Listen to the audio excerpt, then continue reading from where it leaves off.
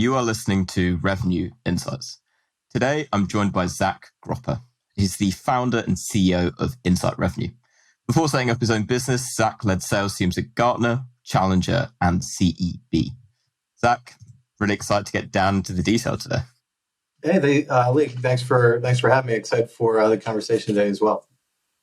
Okay. You've had a really interesting kind of history, worked at some pretty huge organizations in the sales space. Have come all the way around now to creating your own thing with Insight Revenue. So for anyone that hasn't heard about you before, come across you, could you give a little bit more context around your story? Yeah, sure.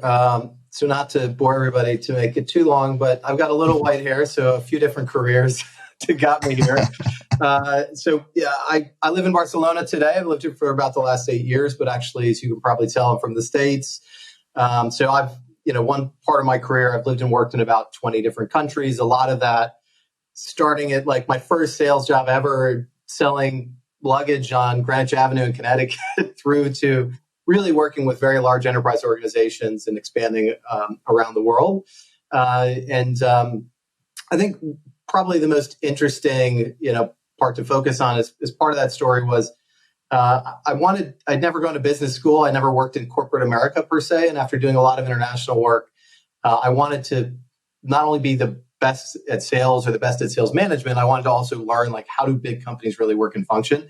And so there's this company called CEB, which is now actually part of Gartner, but not a lot of people would have heard of Corporate Executive Board. So it was a fascinating company that was based out of Washington, D.C. And way back in 2006, they were on this really interesting mission to take what was a business model like Gartner with specialty around functional areas of excellence and best practice and research. And they had this interesting problem, which is they were rolling out all this research to the market, but companies would take that research and actually try to drive change in strategy, change in behaviors and process. And what they realized is because of the nature of this being cutting edge research, most of their typical go-tos, whether it's McKinsey or your local consultant or doing it yourself, people just didn't have the experience with these practices. So CEB was faced with this challenge from their customers to say, let's build a better version of professional services. And let's build that as part of, let's move away from our membership type business to actually be able to help companies drive change and go to market. And I joined that when they were looking at the sales and marketing side of their research. And that ended up being 16 years of my life there. The name changed many times when I was there of that business. So we took that business, CB was about 300 million revenue. We became a $1 billion revenue company before Gartner acquired us. We were actually the fastest growing part of that business when it was acquired.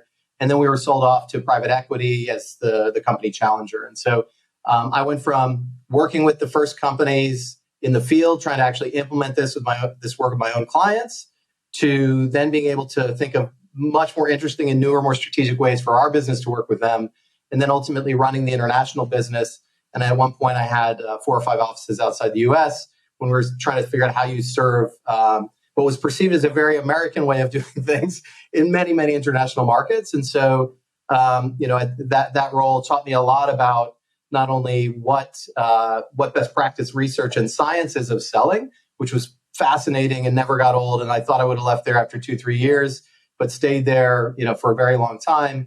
It also taught us a lot about like how companies actually, get from that 80% of getting an idea to actually that important sort of running to ground behavior change and strategy changes to get them to stick in wildly different shapes and sizes of companies over the years.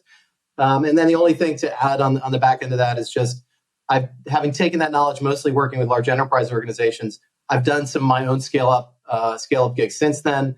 So I was able to help a company called AirDNA scale and sell their business to private equity as well. So I've had a couple exits under the belt now, and worked as a CRO in a couple different fields before I decided to, hey, let's put this all back to work and try to do it, as good as humanly possible and in better and more innovative and agile ways in the market with Insight Revenue, which I guess is the flip side of Revenue Insight.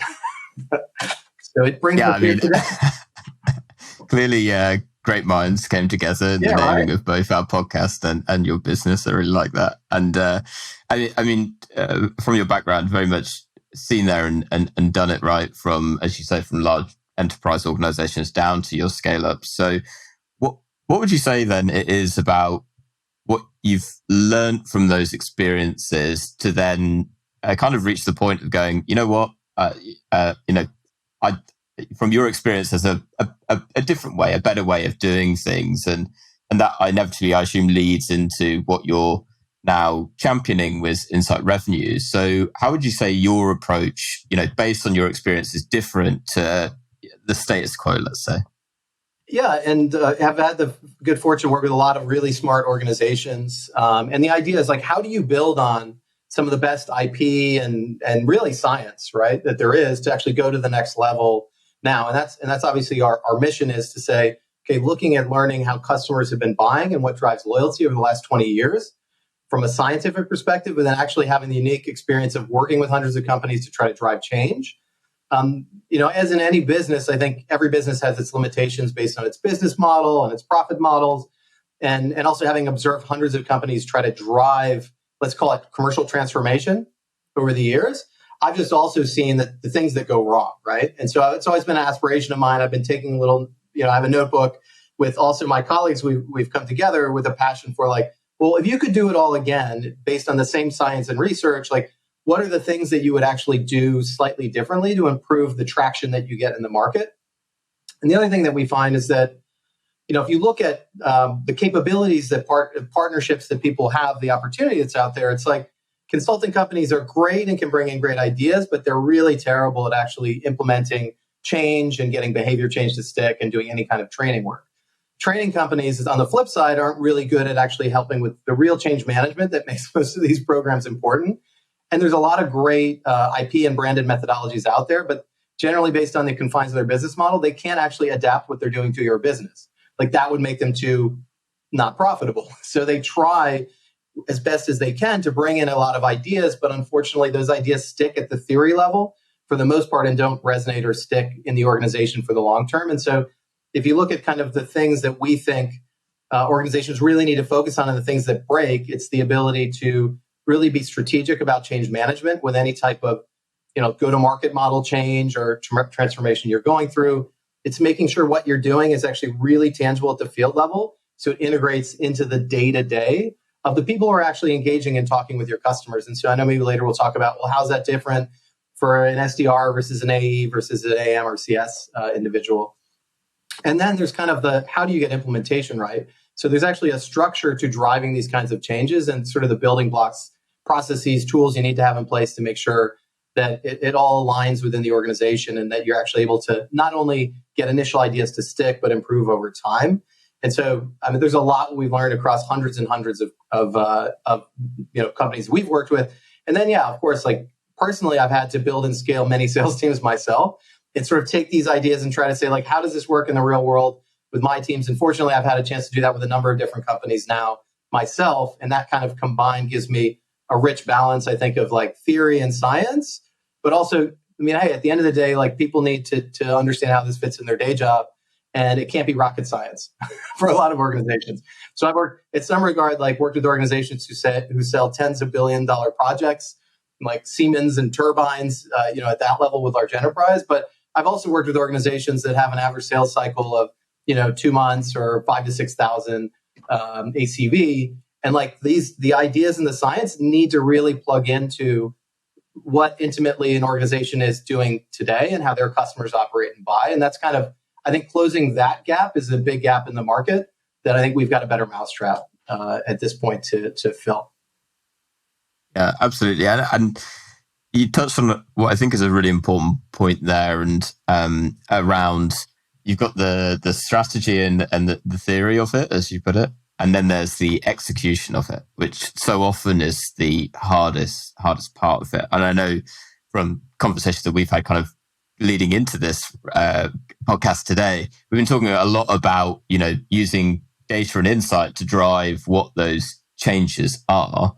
It's something that resonates, that comes up a lot in the podcast whenever we talk around revenue operations, because often it's so amazing the insight that you get and the level of insight that you get. But the challenge then is, now how do I get my sales teams on board with this? How do I get my customer success teams on board with this. So from your perspective, and I really liked the point that you made around if you could do it all again, what would you do differently? So if we took that almost as like a blank slate, and if you're going into a kind of a mid-market business now, and once you've kind of taken stock of it, what does that process look like for you in terms of what do you do differently based off of those instinctive things that you would normally do, which is, perhaps, let's just, we need activity. Let's just do lots of cold calling, right? What would you say is your approach, and what have you learned from those experiences? Yeah. So I guess there's a lot to unpack as far as like what good looks like at different levels. And I like to start with, because you could look at the organization itself, like what is it building the machinery and operations. But I like to always try to take a step back and look at the customer first. Excuse me. And so, one of the key things that we always learn is there's two kinds of cultures or attitudes in an organization, if you want to really simplify. And one is an inside out type of organizational approach, and one is an outside in. And just to explain the difference of those two is, if you think of product-led growth, if you think of what the machinery of most sales organizations have been built to do, it's like, we've got great products, we've now innovated them and have great new features and benefits that we want to bring to market. And so our machinery is really focused on like, let's drive our story into the market and make sure everybody knows about all the cool new stuff or the cool stuff we can do for them, right? And it's interesting because we'd seen that, that was the dominant way most companies sold. Then they'd gone through some evolutions to try to get into like more solution selling because they were getting commoditized. And then the era of kind of insight selling or, challenger type of selling evolved. But if you actually look at what's happened over the last 5 years, it's really interesting to see, especially let's talk about B2B SaaS, like middle market B2B SaaS as a good example. A lot of what the sales process that's oriented today is doing, it's really glorified product selling, right? It's kind of going back to an older era where people were sort of like very differentiated, and globalization hadn't happened. But at the time, there has been so much money flooding into the ecosystem, like easy money, and especially into tech stacks and things like that a lot of companies have really used that as, it's almost like a drug. It's like, okay, so all we got to do, even have is like an average product, and there's enough money over the last several years that let's just build teams, and they bring in lots of like junior level people, and they've been churning and growing with all this PE and VC money. And it did work to an extent, and we've seen kind of the result of that. And so if you actually break down to what's actually happening in most organizations today, they're now faced with the reality, which is they don't really understand their customers very well. So if you go into your teams and actually ask them, like what do your buyers really care about? What are the problems that they have? What gets them hired or promoted or fired in their organization? What are they really trying to do with, let's call it your software or your solution? Not many people at the front line of your organization, maybe even at the leadership level, can clearly articulate that. Maybe the product organization knows about the users, right? The user level, and there's some information there which is useful. But at the end of the day, understanding the buyers and the strategies, I think that's something that's kind of gotten skipped over, unfortunately, in a lot of organizations over the last several years, especially when you're bringing in a lot of less experienced people and just kind of building this, high velocity churning machine. Now everyone's trying to do more with less. Now there's this big focus to quality over quantity. And so, or at least hopefully there is. And I think what you want to do now is really be able to take a look at, like, let's root and align our organization on how well we understand the customer, starting with their challenges and their objectives. Then really you have to understand, being data-driven as an organization, like what makes them tick. The CFO right now is going through a decision-making process with their team saying, let's get rid of every nice-to-have software that we have in our stack, especially if it hasn't been adopted or used. And there's a lot of shouting matches going on during those conversations. And we've seen the result, which means you've got these sort of big waves of downsell happening, which are affecting your AMC or CS organizations. And so when I look at like what's the opportunity now companies have, it's like, let's get back with, some of us would say it's the basics of like, know thy customer, right? So as far as what we focus on now, it's like, okay, first of all, let's make sure you really understand what makes your buyer universe tick. What is, how do you quantify and track and measure what they're trying to achieve? And most importantly, like, what is the cost of the status quo to them? If you need people in a tight budget environment to make decisions and be able to defend, to the CFO or the board, your product or solution, you've got to be able to talk about the cost of status quo and the ability to get them to, let's elevate the urgency and importance of working with you. And that's really about building a business case. It's really about understanding your customers.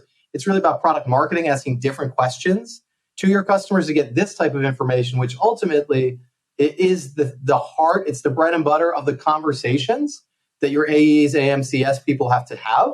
But it's also the bread and butter of the content strategy that you should have as far as how you're laying the breadcrumbs with your social media and all your other content strategy to lead people back to you, so that when they actually reach you, they're oriented to buy the way that you're differentiated, which is really, really important as far as quality business versus stuff you need to kick out of your pipeline. So for us, it starts there.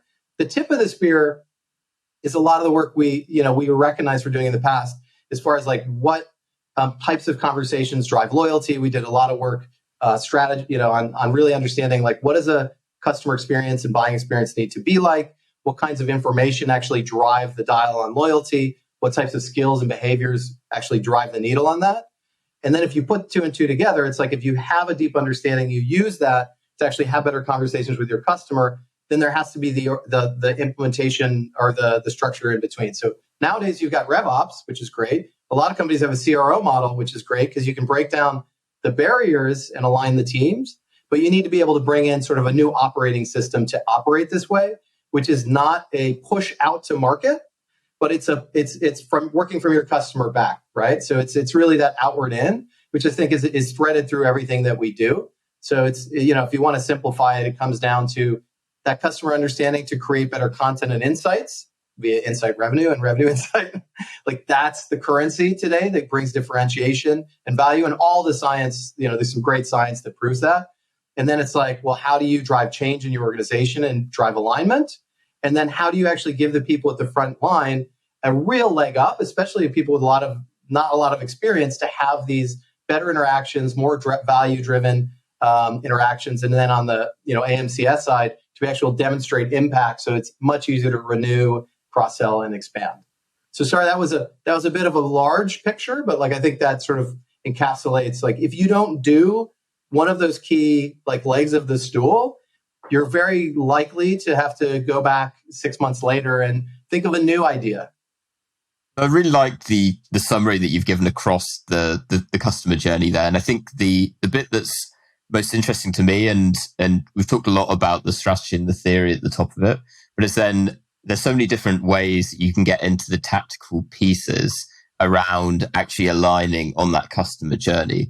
So appreciate that we could spend a lot of time going through each one by one, but to you, 3 hours, right, Lee? Everyone listening is probably just checking the phone. 3 hours? Stick it on 2 times speed. Let's pick on one of them. Which would you say, do you think is the most overlooked, let's say, where the consistency is lost in terms of the customer, the customer need? Where is it often, and where are those breakdown points typically in the businesses that you've worked in and that you work with? Yeah, that's a great question, because I think like a lot of times when I talk to CROs and CEOs these days, like they're doing a reanalysis of their pipeline, and they're thinking about where are the critical breakdowns so that they can figure out how they get more with less, or how they maximize in this environment. And I think the interesting thing is actually when most people do that, they're sort of a hammer looking for a nail.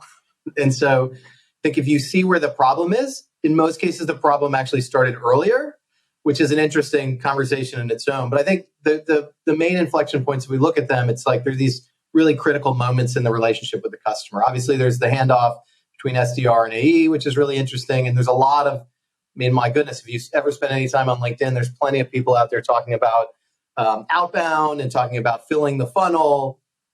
And I think there's a lot of interesting work that needs to be done to improve that first sales interaction, or the disco demo, particularly with SaaS as an example. But I think there's some attention there. There could always be more, and definitely a lot we could talk about. I think the next one, though, that actually doesn't get enough attention is the handover between sales and AM, or sales and CS. And I think it's a little neglected, and it's going to rise significantly in importance, because what you see happening right now is obviously there's a lot of downselling going on, and it's really, really tough in most markets, unless you're selling into really traditional markets. But especially as a SaaS business or selling into SaaS, it's really hard to get new logos these days. And the cost of sale is going up and up and up, right? And so everyone knows like it's way cheaper to get money from existing customers than it is from new customers. But like really being thoughtful about that as an organization to think about like, well, what are we doing to be able to maximize opportunity that we have? Because literally the customers that we have right now, if you're a SaaS supplier, someone has decided not to cut you. Like they literally have made a choice, probably with a board or CFO. So now that they've decided to keep you, like what are you able to do in that space? And so there's some really interesting focus on expansion that's going on now. And people are really shifting towards expansion revenue as a priority. But at the same time, a lot of pressure is now coming down on the CS leadership team and the CS performers as individuals and account management, which is interchangeable in some organizations, to say like, okay, now you're salespeople, like go out and we're going to put a huge bogey on you guys actually growing the organization. And I think the problem is that those teams were not built to do that. People who went into like take CS in particular, like people didn't go into CS because they wanted to be salespeople. They're uncomfortable with commercial conversations. They want to, in some cases, be very reactive. Like that's the disposition is we love reacting, responding, problem solving the customer needs. And that's a different role as well. And then they're uncomfortable with some of the things. If you actually look at the science around what actually drives commercial success, things like using tension and taking control, like some of those hallmarks of what's driving high performance in sales, these are things that team is very uncomfortable with. And then you put on top of that, like the number of stakeholders. I love the EBSTA data and the research you guys put out with Pavilion. That it's really looking at like how you think about relationship health and the number of everyone's talking about multi-threading. Look, these folks a lot of times they know how to talk to maybe the users and maybe they know how to talk to the buyers, but at the same time, like that whole universe of strategic people that actually put those initiatives in place and run the budgets, like they are really struggle with how do they talk to those folks and get access to them as you think about like the things that really matter. And then ultimately, when we look at the great research done by CV and Gartner over the years, what actually drives renewal for an existing account, it's a lot having to do with the quality of service and the quality of the product, right?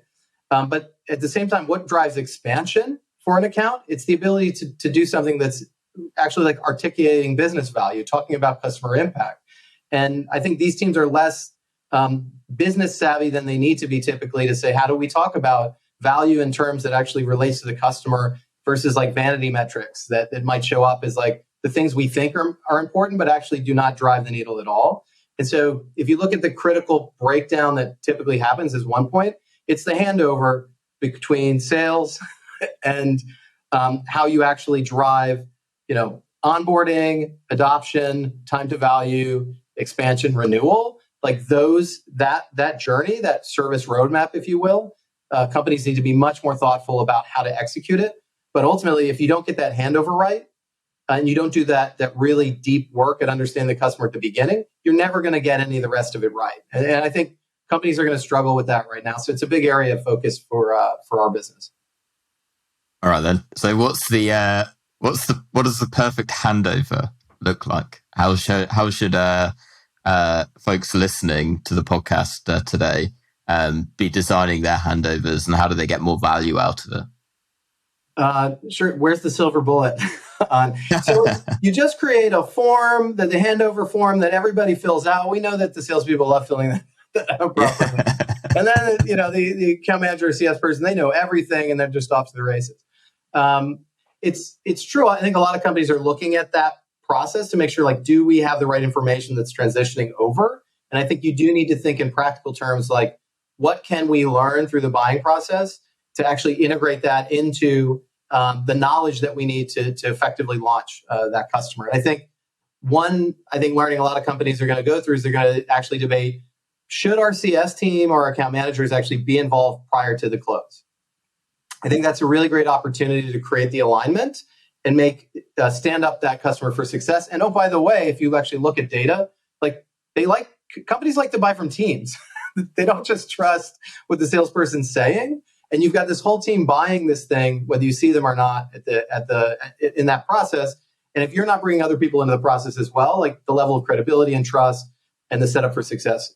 So I think that's where you can start. It's by thinking about how do we get these teams to overlay and work together where it makes sense, especially on priority accounts. How do we make sure that whatever the package is that's going between the account executives and the AMs or the CS folks, it's really gotten to the root of like, who cares about this initiative? Why? Why is it important? How do they track and measure what success looks like? And ultimately, what's the existing problem that we're trying to solve for? So not just focusing on the ROI if we do this really well, but focusing on the cost of the problems that are happening right now that we immediately need to jump on. And we're the main reason that there's urgency to get this done. And so if they're able to do that, if the account executives are able to do that and then hand that story over, then you're already set up to say, okay, here's where we're going to be your partners for success and talk about that versus, like this is how we're going to share all the great features and benefits of our platform or our product. Like that's the focus of the onboarding discussion. So they think, we're thinking about utilization as the key objective, but actually we should be thinking more about how are they going to, define success when our buyer goes to the CFO and asks for more money or more definitions. So the handover really needs to package up what that story is, what they're trying to achieve. It has to get a little bit into the metrics. And then what we need to avoid as account managers and CS folks is I think they get shy about, oh my God, like they've had so many conversations before I got here. The last thing I want to do is piss off my new customer by making them tell me everything all over again. And so you just jump back into sort of talking about yourselves, right? Like, and you're only setting yourself up then as an expert on yourself and your products, which means when you do your check-ins, when you do your QBRs, they may not even show up because they know you're just going to talk about yourself and try to sell them more stuff. Whereas if you start that conversation based around, hey, we work with companies like you to achieve this objective all the time. Here's the things you want to avoid. These are the mistakes other folks make. These are the things that actually drive success. Like if you do that from the beginning of that handover process when you first are onboarding the client, they're going to want to pick up the phone and call you to actually teach them how to be smarter. And that's really the pivot point we want in the relationship for organizations that we work with. Yeah, and I think it also, to talk to it even from a marketer's perspective to the other end of the journey, is actually that information becomes valuable when you get into the realms of, adoption of your product as well, right? Because inevitably once you've got them onboarded, you want them to be using it and to be getting value from it. And also it's like, oh my God, we've got all of these great features and these guys, they're not using any of it. And what I find the conversation always begins with is why did they buy it in the first place? Because when we know why they, purchased it and what problem that we're trying to solve, that'll help, from a product marketing perspective, then the kind of messaging that you want to create to be like, hey, you're sending out an email, for example, it's like, hey, did you know that you can do this? Did you know you're able to do all of these extra things that you're paying for at the minute, but you're actually not getting value out of? Yeah, absolutely. And I think that's the thing is nobody wants to hear from you as a salesperson, it shouldn't be about you. You are a vehicle, you're a conduit for knowledge. And I think it's, as a salesperson, you're talking to so many other people who have that job every day. And if you're not learning a lot of valuable information and sharing it, then you're not doing justice to yourself or to the prospect. But it's even more contingent upon you that you as an account manager or CS person, like you talk to so many existing customers who are willing to share anything with you, like what's working, what's not working, like you can be a conduit for those stories. And then it's not about you trying to sell them more. It's about them trying to be more successful and get the greatest leverage out of your capabilities. And that changes the nature of the relationship. You're not chasing them, trying to overprove all the time. They're actually leaning towards you because you're saying like, hey, this is somebody I want to bring into a meeting with my boss because they're going to help us make better decisions. And I think that's a fundamental 180-degree different relationship that you're trying to establish. And yeah, absolutely. Like if you're data-driven in that approach, then you're going to help them operate, in a much more business savvy way as well. Yeah. And so that is fantastic in theory. So to go back to something that you were saying at the very beginning of our conversation then, but it's all about the execution of it. And you kind of alluded to it where for salespeople, they love doing the handover. It's the best part of the sale, right? But and like so many things, and in your background, working with methodologies, it's the same kind of ball game where it's like, okay, we've got this fantastic methodology that in our heads is going to work amazingly, but in reality, the biggest challenge is actually getting people to follow it And I find so often that comes from them believing in it and seeing the value from it.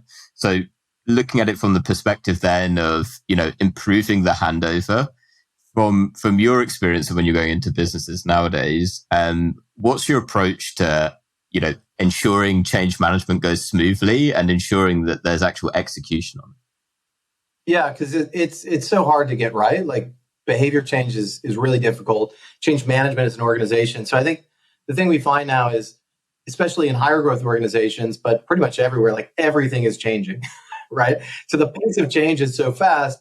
And if you think of, if you get down to the first line manager level or the field level, it's really overwhelming. And so how do you simplify a lot of this to make people actually better in their day job? So it's not like, again, it's not rocket science. And like, how does this meet, the core things I need to do, the conversation I'm having tomorrow? And I think if you're going to think about, a lot of what I'm talking about is organizational support.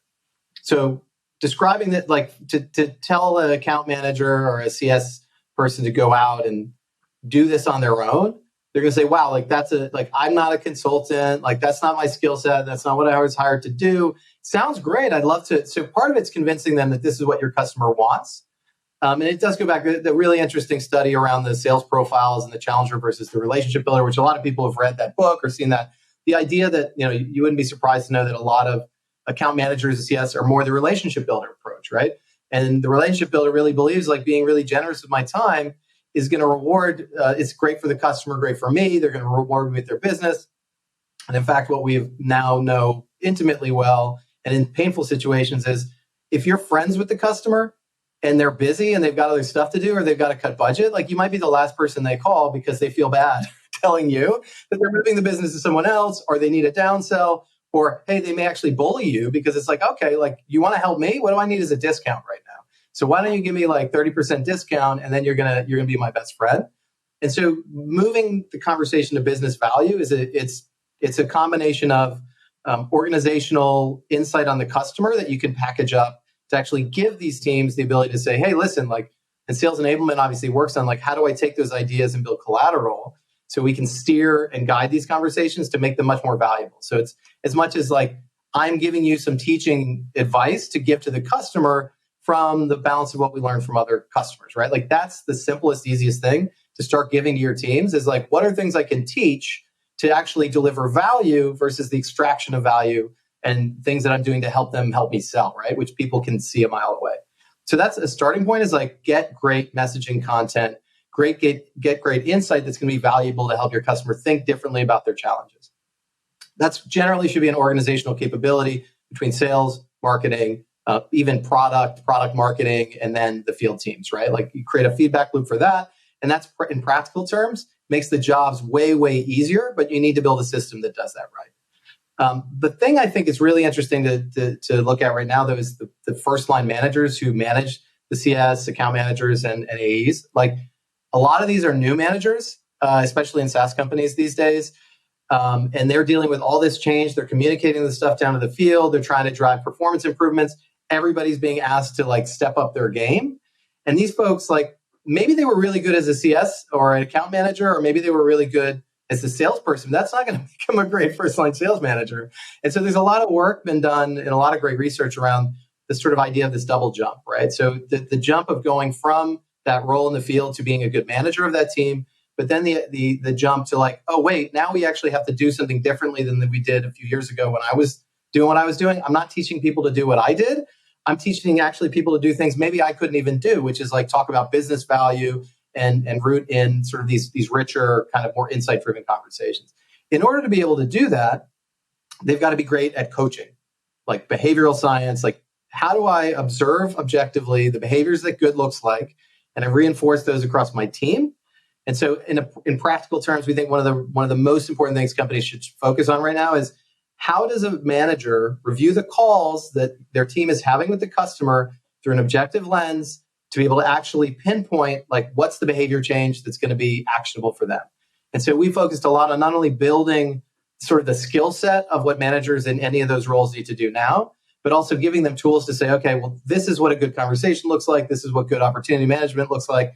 This is how I'm going to actually observe my team and not just teach them to be like me. And so building better actionable tools there and supporting the first line sales managers or account managers, et cetera, I think is a huge weakness in organizations today, and something you really need to focus on, because at the end of the day, all change is going to live and die with them, right? If they don't take it seriously, or if they don't do this, people are going to struggle and they're going to go back to their old habits regardless. And then I think at the field level, as where we started, it's then being able to provide those same sort of actionable insights to the field to say, okay, how do I have a great conversation at those critical moments? What does great look like? Provide the content and provide the tools. So we're talking about opportunity management frameworks to help them kind of really install this kind of ecosystem and this operating process. And then even just guides for like, what does good look like on this? What questions do I need to ask when? What do I do with that information? And then how does that turn into the story of change that I'm going to help drive for that customer? So the connectivity between, think of it as a service roadmap for an existing account that will actually go back to the business case and what I'm helping with when it starts with the onboarding handover, it goes through the QBRs and the check-ins, it leads into the renewal and expansion conversations. It should all be rooted back to that same story. And then how am I getting great insight and information into that story to make each of those meetings valuable? So I'm being proactive, not reactive. So that's some of the main components. I will say, throwaway, I know there's a lot there, but we actually have at Insight Revenue the former head of research from CV Gartner. And so as far as like the importance of science and data, the ability to audit what you're doing, the impact studies you're doing for your customer, the ability to do research, like this is a core capability that a lot of organizations don't have that I think, if you look CV Gartner, some of the greatest organizations on earth on doing that. So having that capability to be able to focus for customers, they can do their own ability to audit benchmarks themselves as they go from the organization down to the individual level. Like that's a core part of what we think organizations need to stay the course and improve over time. So sorry, happy to unpack any of those, but that's kind of the four big components I would think of. Yeah, and I think that was a perfect way of summarizing it as well. And I would second the point that you mentioned at the end, which was really the big thing that was coming up for me, which was everything that you described was really around the frameworks that you can then build to ensure the consistent adoption of it. And really what all of that stems from was, I think the bit you mentioned at the end there, which was actually what the insight is, which is we can see that by doing X is delivering result Y on the other end of it, because that's then around, because for AMs and for reps who you're implementing these changes with, is you want to be showing them this is how, what are they incentivized on? For a rep, it's around, them being able to close more deals, right? Or being able to expand.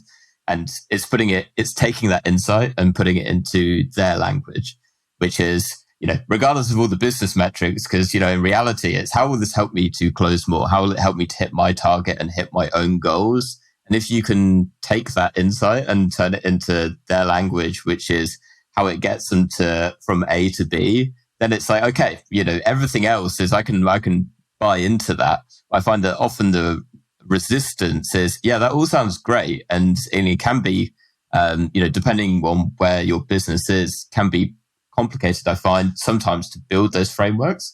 And what you want really, and the most important thing, is to have everyone's belief and buy-in into, I get it. I know why we're doing this. I'm on this journey together to really see the results at the end of it. Yeah, and what you're describing is what everyone wants to feel like everyone uses the term partnership too liberally. Like, are we a partner? Are we a vendor? Are we a supplier? Like, everyone wants to be a partner, right? Or a trusted advisor. And I think that's how you do it. Like, if you can show that I've helped many more people do exactly what you're trying to do and successfully, that's the kind of partnership I want. So guide me, be prescriptive, like steer me along the way, make sure I don't make the same mistakes others have made, versus like, oh, well, like I'm an expert on my product and I can teach you how to use it. And by the way, like I can talk to you about utilization to make sure that you spend all the credits that you're using all your licenses, right? Like we want, like these kind of vanity things, like that's not really helpful.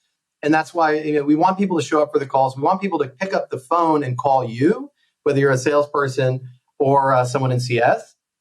And then you've got something valuable to share with them. And I think that's the core to it. And providing tools, training, templates, and ultimately content is how you make this really easy for folks. Versus just what you can't do is just train them and then ask them to do something aspirational and then not really show them like the steps along that yellow brick road. You touched on what I think is a really important part there, which is it's having that data and insight to begin with to know where to then build everything else. Having the tools and frameworks that come next. So you kind of mentioned the audit there, but could you elaborate a bit more on what that audit looks like and what you're looking to find, and really where you're looking for the leakage in the pipeline there? Yeah, and this is great. I know you don't want me to talk about EBSTA, but this is where we're definitely excited to be, partnering with EBSTA to really look at like a combination of how you do qualitative and quantitative data analysis to really audit a go-to-market for an organization. So for us, it really starts at looking at the full life cycle of the customer and being able to understand, like what's working and not working, so that you can identify best practices and scale them, and also you can identify breakdowns and blockages. And I think the data that you guys provide to your customers is fantastic. And then it's, what else would you need to be able to actually arm yourself as an organization to drive change? So, and then I think benchmarking is really important. Like, how are we measuring up versus how other people are doing, just versus like we're in our own bubble. And that's where like building up a robust research capability for us and doing more and more of these studies is going to help us bring even more value as far as insight on broadly what's happening, but also organizationally, we can focus that for leadership teams.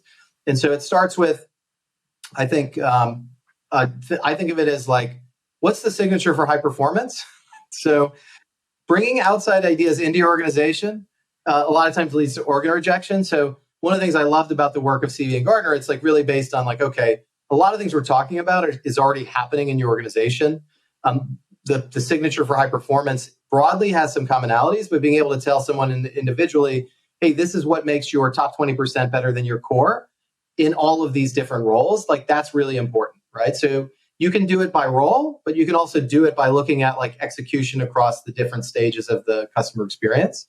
And then I think having that kind of audit, like the kind of things we do is we love to listen to people's calls and actually see not what have you told them to do and what's your process and how you're on it, like what are the actual conversations you're having with your customers? That's great qualitative. Talking to people's customers. We find that most of the time you're asking self-interested questions of your customers, even what you're doing in product marketing side. So we love to do is actually ask questions of people's customers to dig into, like, what are your problems? And by the way, like, I know you're buying this thing, but like, how important is that in the other areas of like what you're spending money on and what you're prioritizing as far as initiatives? Because a lot of the time, what you need to do is elevate yourself by marrying what you're doing at this level to something more strategic. But if you don't know what those other strategic things are and the relevance, like, yeah, good luck getting to the more senior stakeholders later. So what we try to do is come in and do a robust data analysis, do some robust interviews, review of what folks are actually doing today, and especially not only just interviewing folks, but listening to the conversations they're having. And then the combination of that and then doing a survey or diagnostic of our own. We can actually have assessments your teams can take to help filter back this information. For example, one of the things we love to look at to help managers out is manager time spent. First-line managers are so overwhelmed. So how are your best managers spending time and prioritizing what they do with their teams? How do their teams actually see value in the coaching they're doing and the time spent? So you can get a blueprint for like how managers can actually better prioritize and coach and things like that. So that's one specific example of something we think that's going to be super valuable as far as the audit is concerned for what our customers are going to need to be data-driven, but also like to codify an objective view of high performance that works for their organization. I really like that way of putting it, also in the lens of looking at it as well. And it's that particular view on what, high performance looks like. And, from selfishly from what we've been looking at is, what are the common factors of high performance across sales teams, for example.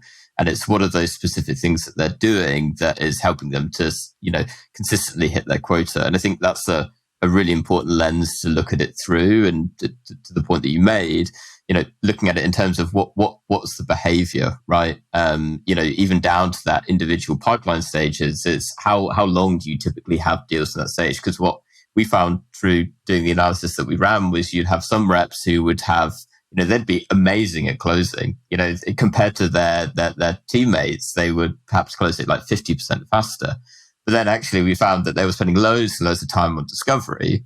And it's like, well, is it cause and effect? And it's looking for those smaller areas to drive greater efficiencies. And that's really where then, to kind of answer the question that I originally asked, that's where you get to the point of, being able to see where you have the big issues in your pipeline, is looking at the bigger picture to look at where are we losing out at the minute, where are we falling behind on where we need to be and where we need to get to. And often then, because from our perspective, as a tool that helps us out, the bit that's missing is actually the wider change management that goes with it, because you mentioned it earlier. There's no silver bullet for all of these things, but it's actually pulling all of these different areas together into a coherent strategy and a coherent plan as well to actually execute on it that remains the biggest challenge. Yeah, let me give you a perfect example. So what happens in most organizations is you'll look at your superstars, right? And you'll tell everybody like, hey, Jane over here did this, everybody do that. And it makes sense, right? Like, oh, they multi-threaded better. They got to the CEO. Let's just go do what they did. How did they do it? Well, shocking, maybe not surprising, is that the top 1-2%, most of what they're doing, you can't replicate. Yeah. So you're already setting it. So as far as change management is concerned, showing people an unattainable standard that's based on some of the things that are unique to that individual is a typical way of going about it. When you look at, you can identify the problem and then look at what the best people do. But actually, if you go to the full 20, if you actually go beyond the top 1-2% of those superstars and you look at the top 20% as a whole, and you use data to figure out like how are they operating differently, that's way more scalable. And so a lot of what we could, and the EBSTA data is great because it'd be like, oh yeah, you have, the best deals have this relationship score or, are multi-threaded in this way. But the question is how? How do you do it? And so a combination of qualitative and quantitative, you can actually look at, right, how are best people doing it? What's scalable about that? What's the process? How do we then distill that and then give it to our sales enablement team and also build the tools that are kind of tailored to our organization to allow people to do that themselves? And that people, as far as change management, you're going to believe something that's working already, on the desk next to you. But if somebody shows up with an outside idea and says, this is what's working at Google, like in most scale up, that's not going to drive any change. So I think like what you're talking about, it's absolutely right. It's being able to use data, but then like having it resonate for individuals so it feels real and it feels practical. And getting that, it's really hard to get that right. And so I think that's a lot of companies I see, they're working on that right now, but they're going to be coming out of these like quarterly meetings and they're going to have a plan in place. But getting the connection with like actual, how do we get people to want to change and then have the capability to change is really the hard part. Yeah, I completely agree. Zach, I want to ask you one final question before we sign off. What is one book that you would recommend to other revenue leaders? There's been a lot of great books published by my colleagues and organizations I've worked for, and I will absolutely say go read all of those because they inform a lot of what next to be the next chapter. I think one book I always go back to that I love, and I've actually heard many people say I'm reading it again, is Never Split the Difference by Chris Voss. So I think, hey, these days negotiation is important, but it's negotiation isn't about tricks. It's about a deeper understanding of the customer. And the thing Chris Voss really leans on is getting them to believe you actually care to understand what their needs are, but then actually getting them to understand your needs, and that sort of drives the conversation. And so I think it's also just really well written. So I'll go with that one. I'm sure there's a lot of others I could mention. Yeah, I'd second that, and especially because taking what could be a fairly almost scientific type book in a way, it's as you say, extremely well written, but it tells a very good story, and that is probably a really nice place to leave it, actually, because from everything we've talked about, from understanding the customer need, it's actually being able to tell a good story throughout all of it, because it's not just my product does this. It's here's how it's going to make your day so much easier. Here's how it's going to make your quarter so much better. All right, Zach, it's been an absolute pleasure having you on. For everyone that's listened, perhaps they've got some questions, perhaps they want to check you out a little bit more. Where can they find you? Yeah, well, you can write to info@insightrevenue.com. So to just reverse the revenue insight. and we're global. So we've got offices based out of Europe and the U.S. And so, and find me on LinkedIn. So it's Zachary Gropper. And so I look forward to anyone who wants to reach out, have any questions, would absolutely love to continue the discussion with anyone who's listening. We'll put links to all those down below to make it even easier to find. Brilliant. Zach, it's been an absolute pleasure having you on. Thank you so much for your time. I guess I'll go and allow you to enjoy some more of the Spanish sunshine. Yeah. Thanks, Lee. Great to speak with you, man. Have a good one.